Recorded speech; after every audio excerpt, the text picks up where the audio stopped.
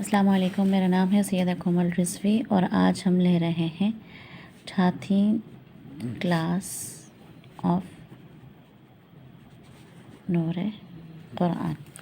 اچھا، آج ہم لیں گے بہت آسان سا قاعدہ نون ساکن کے احکام۔ جہاں کہیں بھی نون ساکن آتا ہے تو اس میں کچھ احکام لاگو ہوتے ہیں۔ نون ساکن کو پڑھنے کے کچھ احکام ہیں۔ نون ساکن کے ساتھ ایک اور چیز آئے گی جسے ہم بولتے ہیں تنوین۔ تنوین کیا ہوتا ہے؟ تنوین 2 زبر 2 زیر 2 پیش، اسے تنوین کہا جاتا ہے۔ اس کا نام کیا ہے اصل؟ اس کا نام ہے تنوین فتحہ، تنوین کسرہ، تنوین ضمہ۔ تنوین کو ذرا کھولتے ہیں ہم۔ جیسے لفظ ہے بے 2 زبر بن، اگر ہم بن کو کھولیں تو ہمارے پاس آئے گا بے نون زبر بن، بن۔ اس کا ساؤنڈ کیا ہے؟ اس کا ساؤنڈ ہے یہ، لکھنے کا طریقہ یہ، پڑھتے ہم یہ ہے بن، ٹھیک ہے؟ اسی طرح سے بن، اسی طرح سے بن۔ اب ہر اس میں اگر ہم غور کریں تو سب میں نون ساکن چھپا ہوا ہے، اگر ہم غور کریں تو، ٹھیک ہے؟ ہر تنوین میں نون ساکن چھپا ہوا ہے، مطلب جہاں بھی نون ساکن آئے گا وہاں تو نون ساکن کے احکام لاگو ہوں گے، لیکن جہاں تنوین آئے گی، چاہے وہ تنوین فتحہ ہو، چاہے وہ تنوین کسرہ ہو، چاہے وہ تنوین ضمہ ہو، وہاں بھی نون ساکن کے احکام لاگو ہوں گے۔ اتنا سب سمجھانے کا مقصد یہ تھا، ٹھیک ہے؟ اب نون ساکن کے بہت آسان قاعدہ، سب سے زیادہ آسان قاعدہ کون سا ہے؟ اظہار۔ اظہار مطلب کیا؟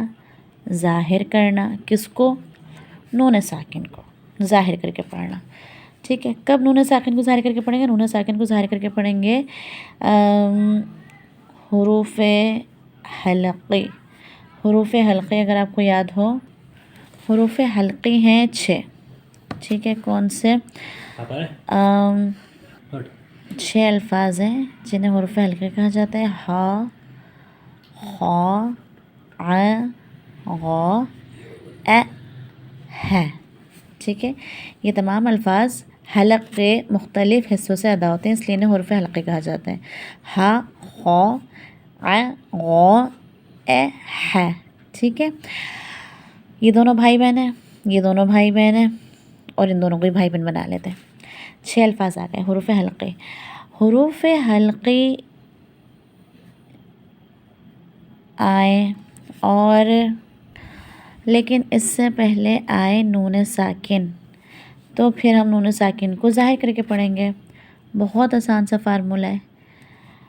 جیسے ہم پڑھ سکتے ہیں من عاد، ٹھیک ہے؟ من، نون کو بالکل جیسے نارمل پڑھتے ہیں نا، نون ساکن کو، من، بن، تن، نون ظاہر ہو رہا ہے ایسے، من عاد، یہ عین کیا ہو گیا؟ حروف حلقی ہو گیا۔ اسی طرح سے اگر ہم دیکھیں تو ایک اور لفظ ہے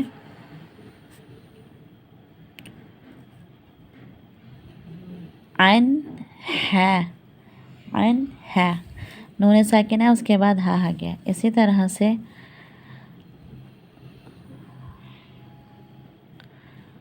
علی من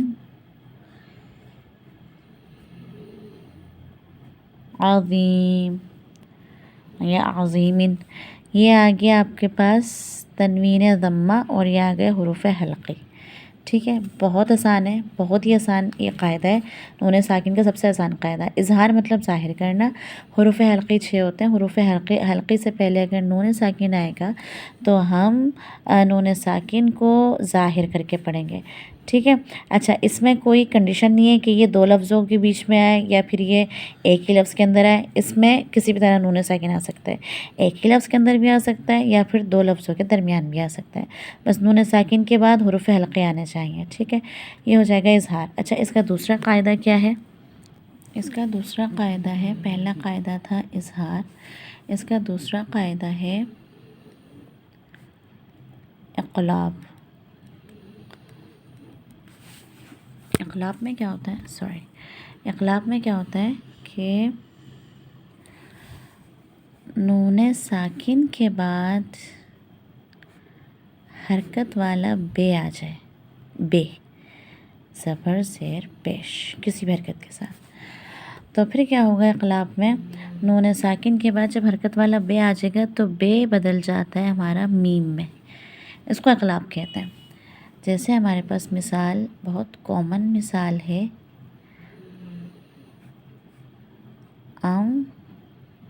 بی یا. ٹھیک ہے، اب جب اس کو پڑھتے ہیں ہم اگر اسے پڑھتے ہیں تو ہم اسے کیا پڑھتے ہیں؟ ہم اسے پڑھتے ہیں بی یا، یہی پڑھتے ہیں نا. یا ہم اسے پڑھتے ہیں بی یا. نہیں، ہم اس نون کو ایم میں بدلتے ہیں. یہی چیز ہم اردو میں کر رہے ہیں، عربی میں کر رہے ہیں. نون کو نون کے بعد جو بے آ رہا ہے اس کو ہم بدلیں گے میم میں. ٹھیک ہے، انبیا، انبیا کوئی نہیں پڑھتا ہے. ٹھیک ہے، انبیا، دو کا مت دیں گے یہاں پر، انبیا. اور اسی طرح سے اگر ہم دیکھیں ممبر، بہت آسان مثال،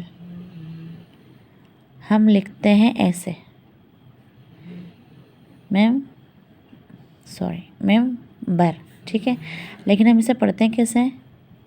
ممبر. یہ جو نون تھا اس کو ہم نے چینج کر دیا میم میں. ٹھیک ہے، ہم یہ ممبر نہیں لکھتے، یہ ممبر تو وہ ممبر ہو جاتے ہیں جو لوگ ہوتے ہیں. ٹھیک ہے، یہ جو ممبر ہے مطلب ممبر جس پہ ہم مجلس پڑھتے ہیں، یہ ممبر وہ ممبر ہوتا ہے. نون چینج ہو جاتا ہے کس میں؟ نون چینج ہو جاتا ہے، یہ کیا ہوا؟ نون چینج ہو جاتا ہے ہمارے میم میں. ٹھیک ہے. اچھا اب جہاں جہاں بھی یہ قاعدہ اپلائی ہوتا ہے قرآن میں تو ہماری آسانی کے لیے ایک چھوٹا سا میم بنا دیا جاتا ہے. ٹھیک ہے، قاعدہ آپ کو اس لیے بتایا جا رہا ہے کہ جب آپ دعاؤں کی کتاب پڑھیں یا پھر آپ کوئی اور سی کتاب پڑھیں، مفاتیح پڑھیں یا پھر کچھ بھی، تو پھر اگر وہاں میم نہ لگاؤ تو اگر نون کے بعد بے آ رہا ہو تو آپ کو یہ پتا ہو کہ نون بے میں بدل جائے گا. ٹھیک ہے، انبیاء. اچھا یہ بھی دو لفظوں میں بھی آ سکتا ہے اور ایک لفظ میں بھی آ سکتا ہے. ہم نے ابھی تک ایک لفظ کی مثال لی تھی، اب ہم دو لفظوں کی مثال لیتے ہیں. کون سی؟ ہم اگر کہیں علی من بذاتن. ٹھیک ہے، اگر اکیلے پڑھیں اسے تو کیسے پڑھیں گے؟ علی من بذاتن. ٹھیک ہے، اگر اب ملا کے پڑھیں تو کیسے پڑھیں گے؟ علیم بذات.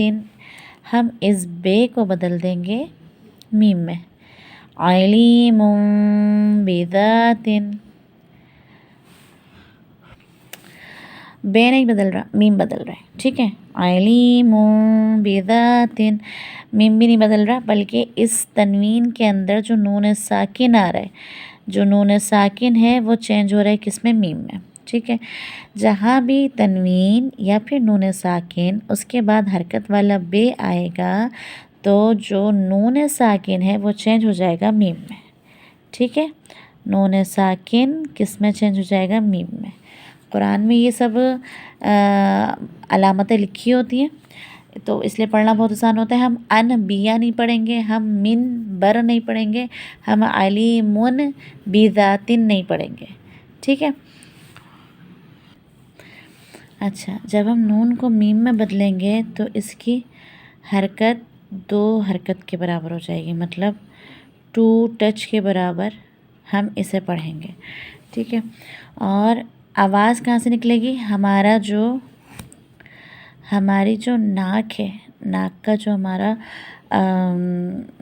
ناک میں جیسے ہم آواز نکالتے ہیں انبیاء، ہمارے دونوں ہونٹ ملیں گے ضرور، لیکن اتنے کے بیچ میں سے ایک ورق نکل جائے، ٹھیک ہے، اتنا گیپ ہوگا خالی کہ بیچ میں سے ایک ورق نکل جائے، کیونکہ اگر ہم بالکل ملا دیں گے تو میم بن جائے گا، نہ پورا میم بنانا ہے نہ پورا نون بنانا ہے، میم اور نون کے بیچ کی جگہ بنانی ہے، انبیاء، بے کو ویسے ہی پڑھیں گے جیسا ہے نون میں چینجنگ آ رہی ہے، نون چینج ہو رہا ہے میم کے اندر، ٹھیک ہے، انبیاء منبر علیم بذات، ٹھیک ہے، اقلاب، اظہار، نون ساکن کے دو اور رہے گا، وہ انشاءاللہ نیکسٹ کلاس میں پڑھائیں گے، ٹھیک ہے، صحیح سے پڑھیے گا، اس کی مثالیں نکالیے گا۔